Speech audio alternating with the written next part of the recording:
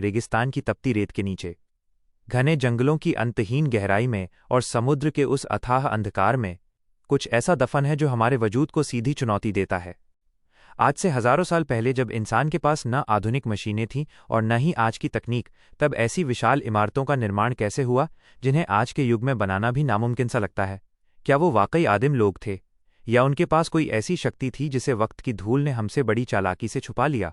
आज हम इतिहास के उन पन्नों को पलटेंगे जिन्हें दुनिया ने भुला दिया है। तैयार हो जाइए, क्योंकि सच आपकी कल्पना से कहीं ज्यादा डरावना और कहीं ज्यादा रोमांचक है। मिस्र के पिरामिड, गीज़ा के महान पिरामिड, सदियों से विज्ञान और वैज्ञानिकों के लिए एक अनसुलझी पहेली।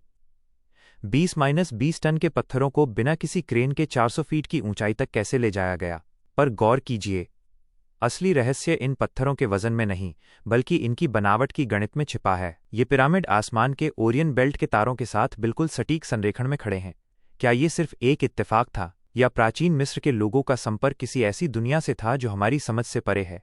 पिरामिडों के अंदर आज भी कुछ ऐसे गुप्त रास्ते और कमरे हैं जिन्हें कभी खोला नहीं गया। आखिर वहां ऐसा क्या है जिसे पूरी इंसानियत से छुपाकर रखा गया है? सिंधु घाटी और मोहनजोदड़ो। अब नजर डालते हैं भारत की ओर। सिंधु घाटी सभ्यता, दुनिया की सबसे पुरानी और सबसे विकसित सभ्यता। बेहतरीन शहर, पक्की ईंटें और शानदार व्यापार। लेकिन फिर अचानक एक पूरी की पूरी सभ्यता रातों रात गायब हो गई। जब दशकों बाद यहां खुदाई हुई तो सड़कों पर इंसानी कंकाल बिखरे मिले। और चौंकाने वाली बात जानते हैं क्या है? इन कंकालों पर रेडिएशन के निशान मिले हैं, वही रेडिएशन जो किसी परमाणु विस्फोट के बाद पाया जाता है। क्या हजारों साल पहले वहां कोई परमाणु युद्ध हुआ था, या फिर प्रकृति ने किसी खौफनाक तरीके से इस सभ्यता का नामो निशान मिटा दिया? माचू पिचू पेरू के दुर्गम और ऊंचे पहाड़ों पर बसा इंका सभ्यता का शहर माचू पिचू। यहाँ के विशाल पत्थरों को इस तरह तराशा और जोड़ा गया है कि उनके बीच एक पतली सी ब्लेड डालना भी असंभव है। बिना किसी सीमेंट या गारे के ये पत्थर सदियों से विनाशकारी भूकंपों को झेलते आ रहे हैं। कहा जाता है कि इनका लोग पत्थरों को पिघलाने की कला जानते थे, लेकिन सवाल ये है